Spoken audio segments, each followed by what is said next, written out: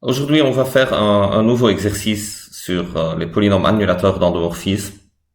C'est celui-là, le 8,5. Soit E un K espace vectoriel dimension finie et U un endomorphisme de E, et P un polynôme. Montrez que P de U est un isomorphisme de E si et seulement si P est premier avec le polynôme minimal de U. Allez sur mon site si vous voulez télécharger ce document dans lequel je mets tous les exercices que je suis en train de résoudre, avec parfois des éléments de solution pour ces exercices. Commençons avec quelques explications. Donc, où est-ce qu'on utilise le fait que E est de dimension finie dans cet énoncé? C'est juste pour dire que U admet un polynôme minimal. Vous voyez? Donc, commençons d'abord par quelques petits rappels. Donc, supposez que vous avez E, un K espace vectoriel, et U dans L2, et que vous avez un polynôme, P. Donc, P, supposons, c'est 2x2 plus 3x plus 5. Ça, c'est P de x. Et c'est quoi alors P de U? P de U par définition, c'est 2 U rond U, donc 2U2, plus 3U, plus 5, identité 2. Donc c'est toujours comme ça. Quand je remplace X par un endomorphisme, le produit est interprété comme une composition d'endomorphisme, la somme comme somme d'endomorphisme, et le terme constant devient le terme constant lui-même fois l'identité. Sinon, ça n'aurait pas eu de sens d'écrire plus 5, parce que vous ne pouvez pas additionner un endomorphisme avec un nombre. Un polynôme est dit annulateur, donc ce P-là est dit annulateur de U, si P de U, c'est l'endomorphisme nul de E. Donc c'est 0 de L2. Et quand on est en dimension finie, il y a un théorème qui dit que tout endomorphisme admet un polynôme annulateur autre que le polynôme nul. Et parmi ces polynômes, si je prends celui de degré minimal, et que je divise par son coefficient dominant, j'obtiens le polynôme minimal de U. Donc prenons un U de L de E, et appelons son polynôme minimal, donnons un nom au polynôme minimal, donc soit P0, le polynôme minimal de U. Et si je donne aussi un nom au PGCD de P et P0, donc soit D, le PGCD de P et P0, et alors ce que je veux démontrer, c'est que P de U est un isomorphisme si et seulement si D égale 1. J'ai alors deux sens, je commence par le sens de droite à gauche, donc supposons que D égale 1, et je dois montrer que, voilà, P de U est un isomorphisme. Donc typiquement, pour pouvoir utiliser effectivement l'idée qu'un PGCD égale 1, on utilise Bézout. Donc c'est très classique. J'ai mes polynômes A et B, et j'ai cette égalité entre polynômes, une identité polynomiale. Le polynôme A fois le polynôme P plus le polynôme B fois le polynôme P0 égale le polynôme 1. Et maintenant, j'applique ça à U. Donc je remplace les X dans ces polynômes par U. Et les termes constants par constant fois identité de E. Et donc j'ai l'endomorphisme A de U composé avec l'endomorphisme P de U, plus l'endomorphisme B de U composé avec l'endomorphisme P0 de U, égale l'endomorphisme I de E. Mais P0 de U, c'est l'endomorphisme nul. Et B de U, c'est un endomorphisme, donc c'est linéaire. Quand je le compose avec l'endomorphisme nul, ça donne l'endomorphisme nul, et tout ça, c'est 0 de L2. C'est l'endomorphisme nul.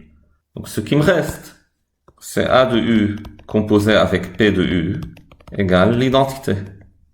Mais aussi, j'ai que P de U composé avec A de U, c'est A de U composé avec P de U. C'est l'identité. Parce que deux endomorphismes, en général, ne commutent pas, mais quand ces deux endomorphismes sont des polynômes en U, ils commutent. Parce que le polynôme A fois P, c'est égal au polynôme P fois A. Et donc, quand je remplace X par U, A de U rond P de U égale P de U rond A de U. Et là, j'ai démontré que P de U est inversible, parce que j'ai trouvé un endomorphisme de E qui est l'inverse de P de U. Au sens que quand je le compose avec U, ça donne l'identité. Donc je peux dire P de U est inversible. Et encore P de U moins 1, donc l'inverse, c'est un polynôme en U, le polynôme A de U. Et ainsi on a démontré le sens droite implique gauche. Pour le sens gauche implique droite, je vais le faire par contraposition, donc je vais supposer que D est différent de 1. C'est un polynôme, donc le degré de D, dans ce cas, comme c'est un PGCD, donc le degré est plus grand ou égal à 1. Et je vais écrire alors P est divisible par le PGCD, donc je l'écris comme A fois D, et j'écris P0 comme un polynôme B fois D. Et maintenant, que puis-je dire sur les degrés? Degré de D est plus grand que 1. Donc le degré de B est strictement plus petit que le degré de P0. Et pareil, je peux dire le degré de A est strictement plus petit que le degré de P. Mais ce qui m'intéresse justement, c'est sur ce degré de B, parce que ça voudrait dire que comme P0 est minimal, donc je peux dire que B de U n'est pas l'endomorphisme nul. B de U, c'est pas l'endomorphisme nul de E, car le degré de B est strictement plus petit que le degré de P0, et P0 est le polynôme minimal. Et c'est là, en fait, dans toute la preuve qu'on utilise que P0 est le polynôme minimal. Le B de U, quand je le compose avec D de U, ça donne P0 de U qui est l'endomorphisme nul. D de U composé avec un élément non nul de L de E, ça donne 0. Donc ça veut dire ce qu'on appelle D de U est un diviseur de 0. D de U est un diviseur de 0.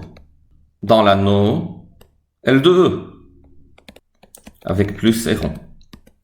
Donc si on connaît cette notion de diviseur de 0, c'est bien. Sinon, je vais dire tout de suite, en fait, comment on peut formuler autrement. Mais si on connaît ces notions-là, je peux dire D de U est un diviseur de 0. Donc D de U n'est pas inversible, parce qu'un diviseur de 0 n'est jamais inversible. Et alors, P de U, qui est en fait égal à A de U composé avec D de U, n'est pas inversible. Parce que, encore si on connaît les anneaux, le produit d'un élément par un élément non inversible d'un anneau, c'est toujours non inversible. Et donc comme D de U non inversible, quand je le compose avec n'importe quoi, c'est non inversible. Mais si je veux formuler ça sans utiliser ces propriétés sur les anneaux, alors que peut-on dire? Je reprends cette égalité et je dis par exemple, je peux écrire une égalité équivalente qui est D de U composée avec B de U. C'est l'endomorphisme nul. Encore parce que deux endomorphismes qui sont des polynômes en U commutent. Mais le B de U n'est pas l'endomorphisme nul. Justement parce que, pour la même raison que D de U n'est pas l'endomorphisme nul. Le degré de B est strictement plus petit que celui de P0, et P0 est le polynôme minimal. Mais je sais aussi que D de U composé avec B de U c'est 0. C'est-à-dire, le noyau de D de U n'est pas singleton 0. C'est-à-dire, D de U n'est pas injectif. Je prends en fait n'importe quel élément non nul de l'image de B de U. Donc c'est un certain Y non nul. Je sais que quand j'applique D de U à ce Y, ça doit donner 0. Et donc ce Y-là, c'est un élément non nul du noyau de D de U. Et maintenant, j'utilise l'autre égalité qui est P égale A fois D. Donc celle-là, ici. Donc je dis P de U égale A de U rond D de U. Mais D de U est un endomorphisme qui n'est pas injectif. Donc quand je le compose par n'importe quoi à gauche, c'est pas injectif. Et donc conclusion, P de U n'est pas injectif. Donc P de U n'est pas inversible. Pour être inversible, pour la loi rond, il faut être injectif et surjectif. Merci de votre attention. Inscrivez-vous à la chaîne si c'est pas encore fait, parce que il y a souvent des vidéos qui pourraient vous intéresser. Et aimez partager si vous pensez que ça peut intéresser quelqu'un. Et voilà, je vous dis à la prochaine.